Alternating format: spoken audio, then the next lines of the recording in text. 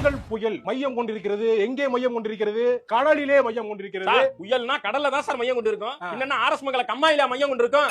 கடல் தான் அது.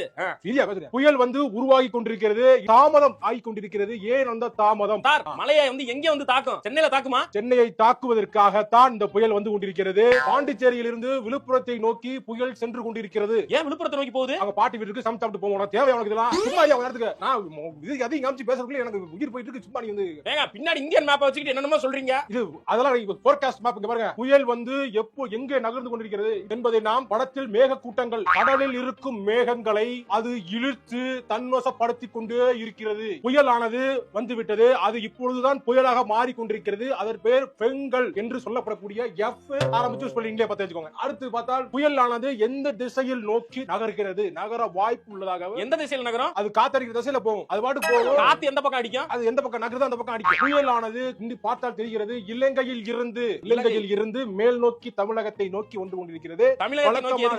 சும்மா வருது, அது பார்த்துட்டு போலாம். வழக்கமாக மேலிருந்து கீழே இறங்கும் புயல் இந்த தடவை கீழே இருந்து மேலே ஏறுது. ஒரு சேஞ்ச் வேணும்னு அதுவே நடக்குது போல இருக்கு. புயலானது அங்க இருந்து மேல் நோக்கி ஆந்திரா பக்கமாக செல்வதற்கான வாய்ப்பும். ஆந்திராவுக்கு எதுக்கு போகுது? அல்ல பார்க்க போகுது. தேவை அவனுக்கு. சும்மா நான் பேசி நீ பேசுற வந்து பேசுற.